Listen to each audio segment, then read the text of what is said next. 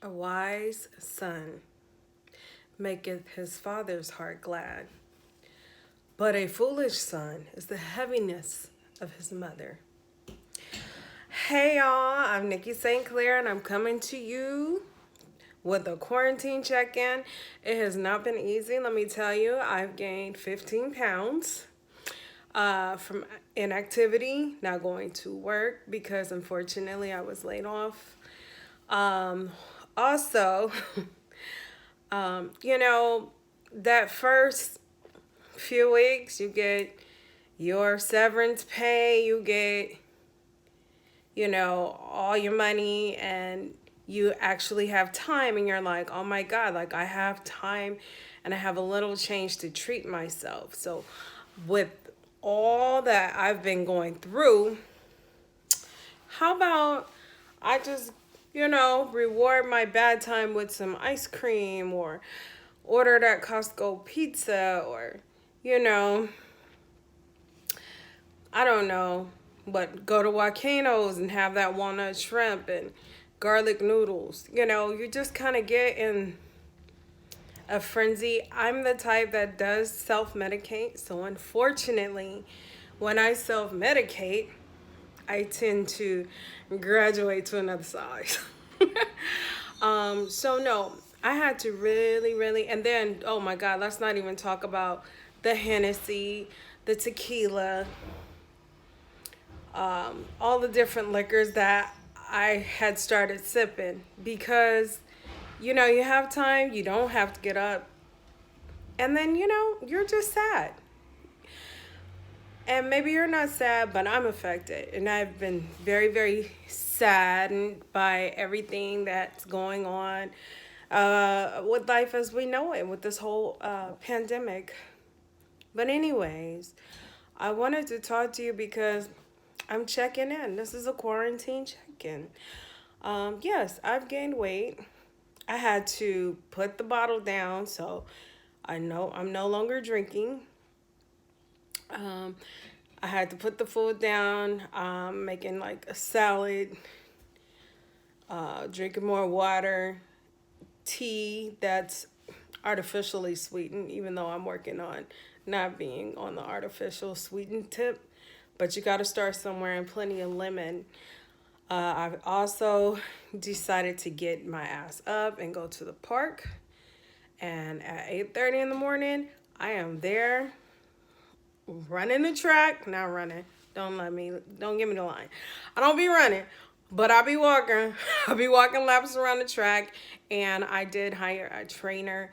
So, he's got me going up and down the stadium little stairs, and he's got me working out, and hopefully I can kind of regain some confidence. I was not really feeling, I've always been a big girl and whatnot, but I really was not feeling my bigger face, my arms, my tum tum really, really got big. And I wasn't liking the way that I was looking, So I was just like, you know what? Let me get on some shit. And then my man, now at first it was like, oh, okay, it's cute. We eating. Because, your man will eat with your ass. But then he'll put down the chicken wing and step back and look at your ass like, okay, you getting out of hand. I'm getting out of hand, right? But we both doing this thing, but I'm the one that's getting out of hand. So I find it funny. But that's the way it goes. But yeah, I had started gaining weight, and then he was like, at first, your waist was small and your ass was sitting up, but it's dropping and your shape is just kind of doing what it's doing. And he was like low key complaining and kind of tapping me to get in line.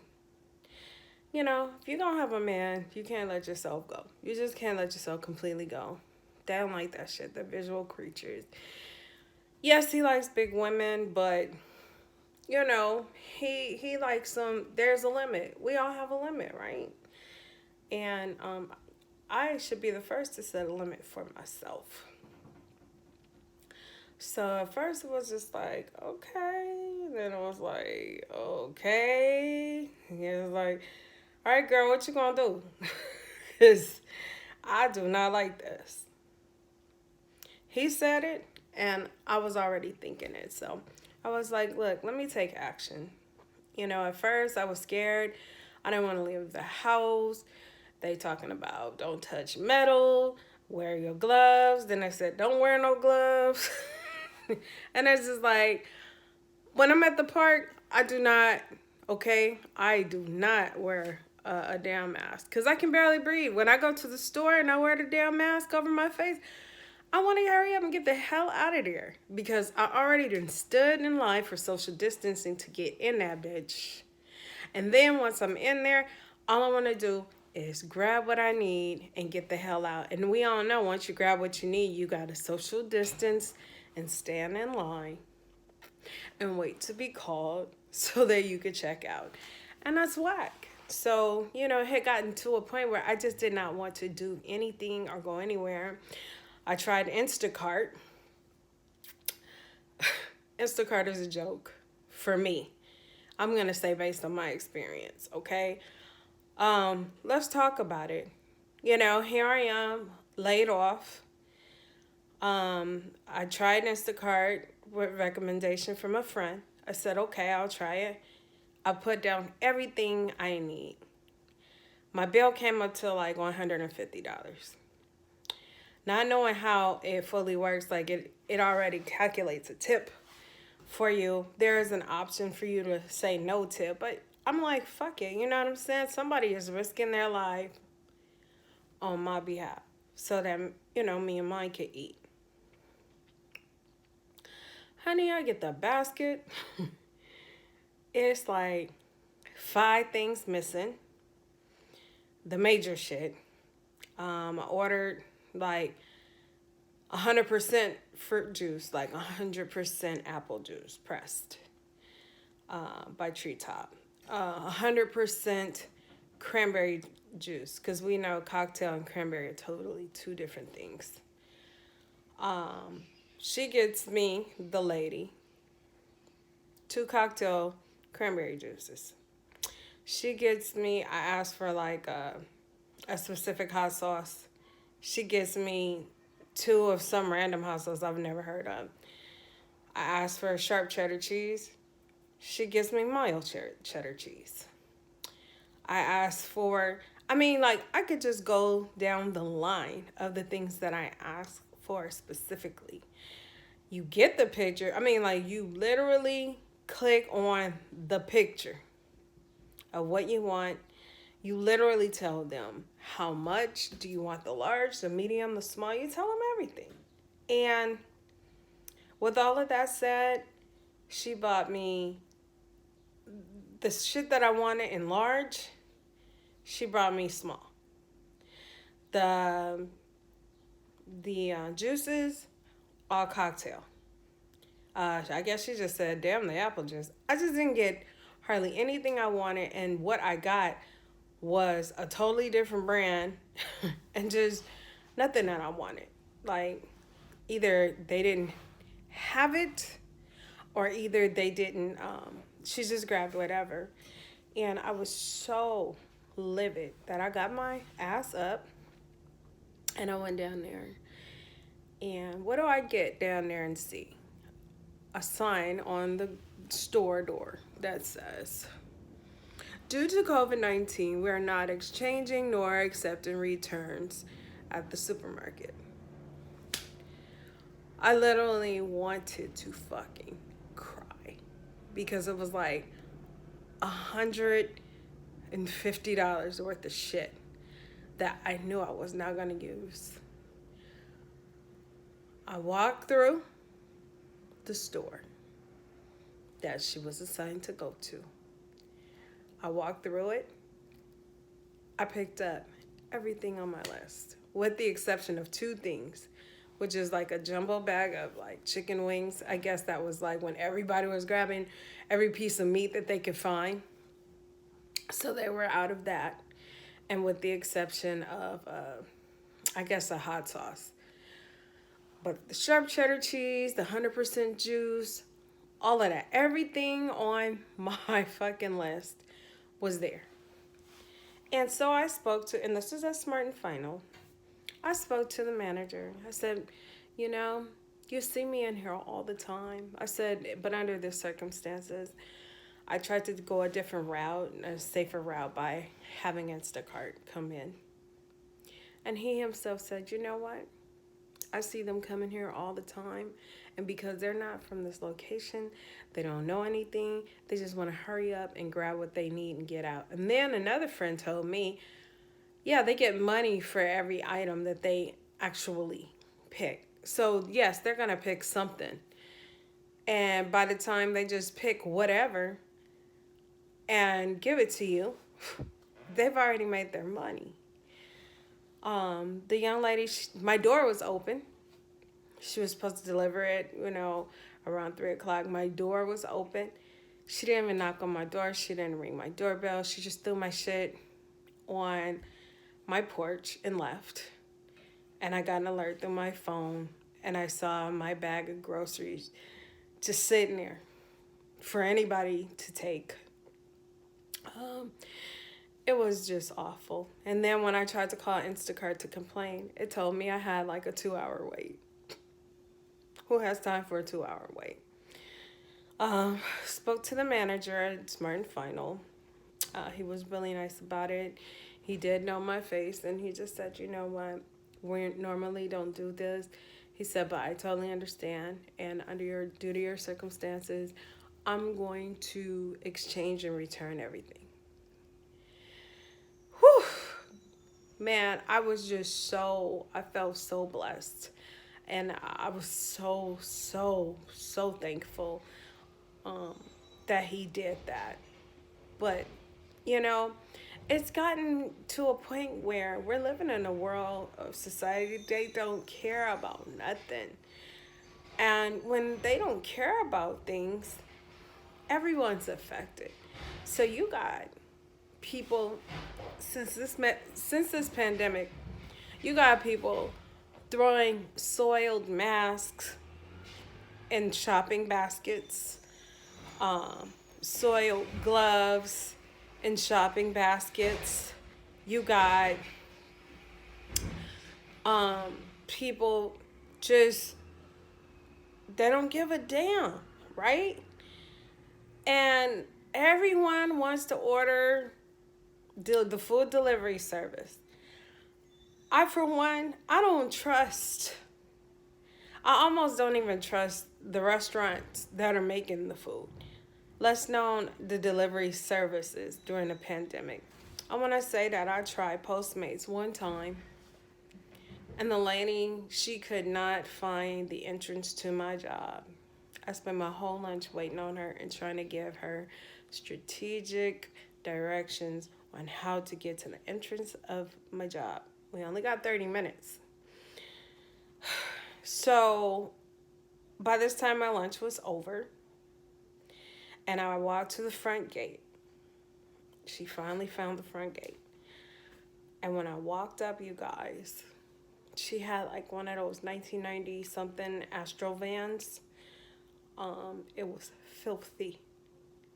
It was, the carpet was dirty.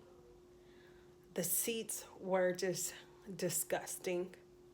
The top part where it's supposed to be like insulated roof, it was coming down like tapestry.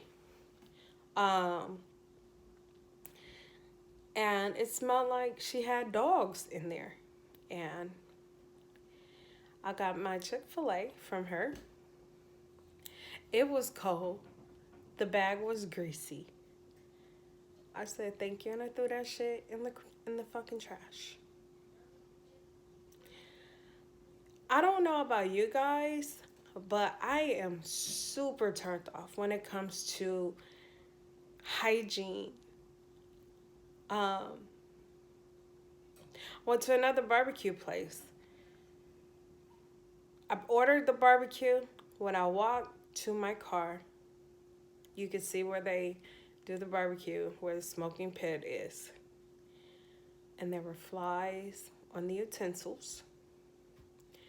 And get this, stray cats eating off the utensils to where they cook the barbecue.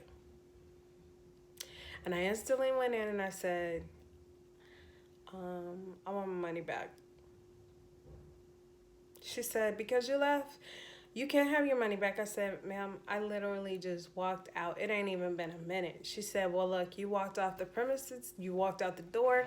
We don't know what you did to the food. So, no, you can't have your money back. So, you know what I did? I took that food and I set it on the counter and I said, you could do whatever you want to do with this food. You can give it to someone else because I don't want it. I'm cool. And you ain't got to give me my money back. I'm good. And I walked off. And then I thought about it and I said, you know what? That is a black-owned barbecue business. Let me get this lady a call. I'm not even going to say where it is because this video could go viral. And I don't want to shut down nobody's black business.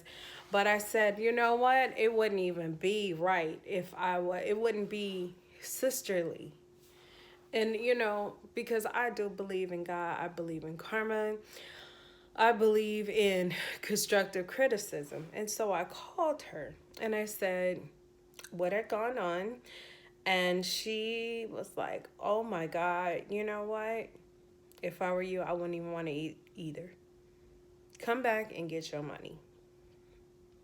She was like, they're stray cats that come from next door because they keep feeding cats.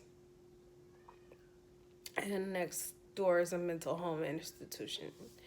So the mentally, impaired, they feed the cats and we can't get rid of them. We've called the health department. We've done all that we could do.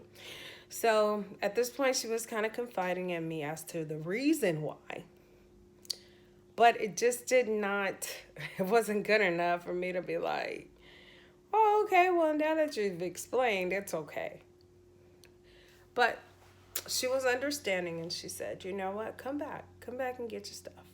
And so I came back and I got my money. And I had like some Bath and Body Works in the car, some body creams or something. It was like a 5 for $30 sale.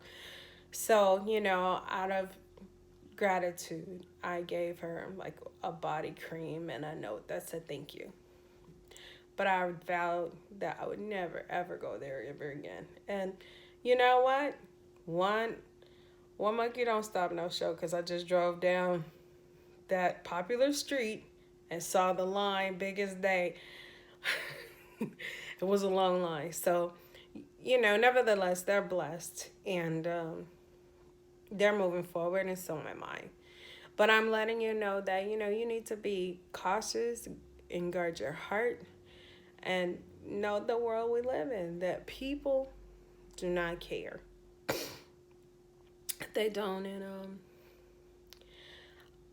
I kind of want to get into, before I get off, this scripture that I just read.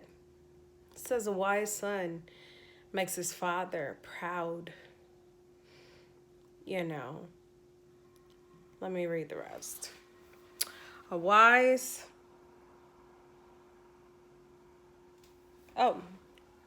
But a foolish son brings heaviness to his mother. And I want to know, like, whose son are you dealing with? What son are you? Are you making your father proud? Are you making him proud? Or are you bringing heaviness to your mother? How many black men are bringing heaviness to their mothers, or have brought heaviness to their mothers and their grandmothers?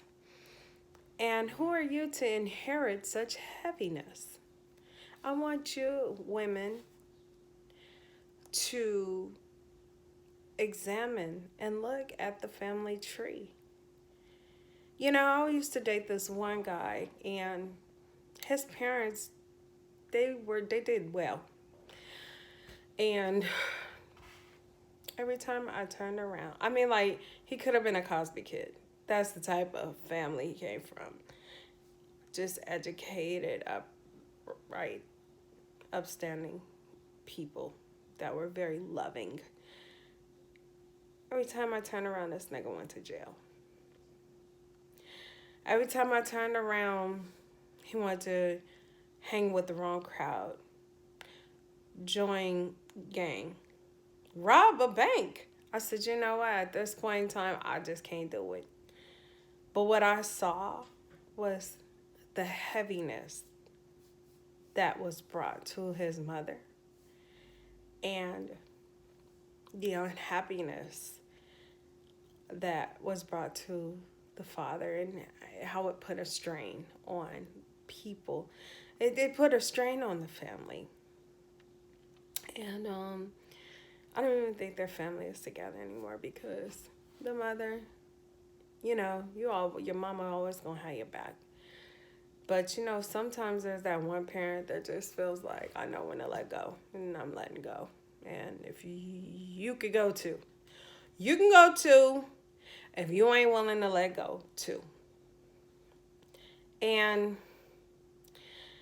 the bottom line is, the reason why I'm bringing that up is because it's like, to witness such disappointment, such brokenness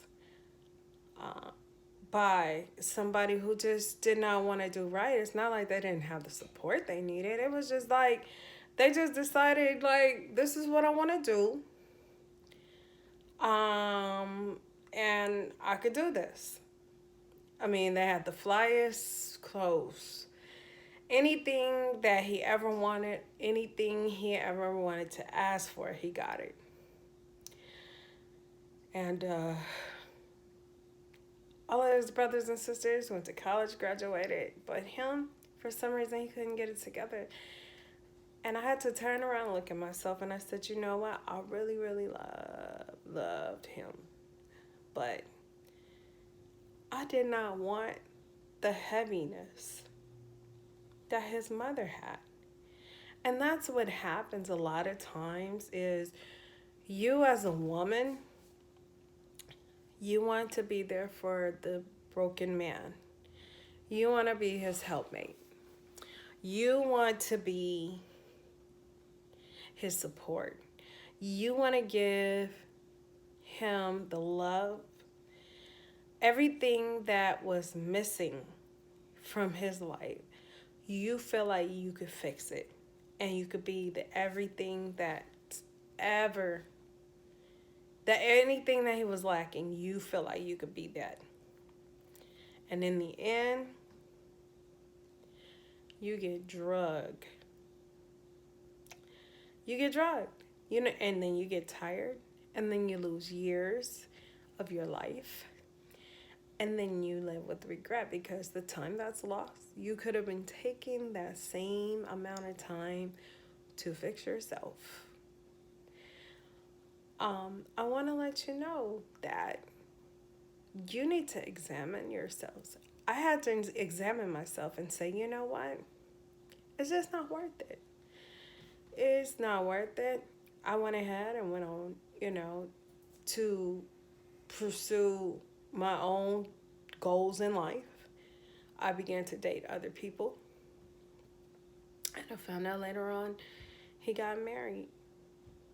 And that's good for him. And I won't go into the details of how I know how his marriage did, but let's just say I didn't inherit the heaviness. I decided I wasn't going to be the fixer. You don't have to be the fixer. The song says Jesus will fix it. You need to cast your cares on him and let him do the work. Because how many times did you not listen? How many times did someone tell you this is not the road to take, and you took it anyway? Sometimes people are going to, unfortunately, have to lose their cars or lose their job or go to jail or lose everything. And unfortunately, they still don't get it. I've been looking at this underbelly white underbelly series on YouTube. The man was a pimp. And he said himself, I I came from a good family. I had everything I ever needed, and I fucked it up. And they sent me the job corps at 15, job corps, and I fucked that up. Then I went to some type of military school, and then I fucked that up. And then after that, I went to jail, and when I got out of jail, I got on Skid Row. And then my family reached out to me. They got me a beautiful place in Reseda, California. And then I fucked that up. And then I went back to Skid Row. And then after I came from Skid Row, they got me another place. And I let some bitch move in, and she burnt the place down. And now I'm back on Skid Row because I'm a fuck up. And let me tell you something. That was the realest, one of the most realest interviews I ever heard. I give that man props and kudos because there are so many people that especially on most of those interviews, it's like, oh, I was very unloved as a child, and this happened to me, and that happened to me. But you know what? At what point are we going to take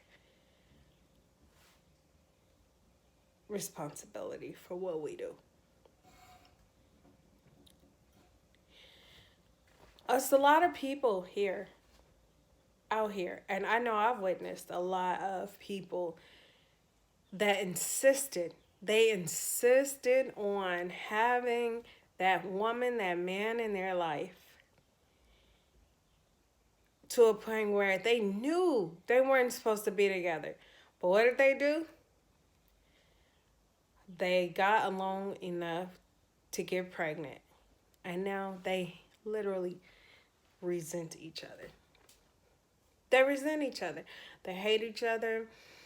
They love their kids. And some of them, I don't know. I question, do they even love their kids? Do they resent them? Do they look at them like, that's mama's little mistake by the lake? Like, they hate each other. And then you have an individual that is going to feel that hate and grow up in that unbalanced environment, unhealthy environment. And even like with little boys, they usually grow up with the mama. The mama does everything for them. Gets them into Little League, show up to all the games, spoil them, getting them $28 pair of socks, and making sure he had a flyest haircut and all of this.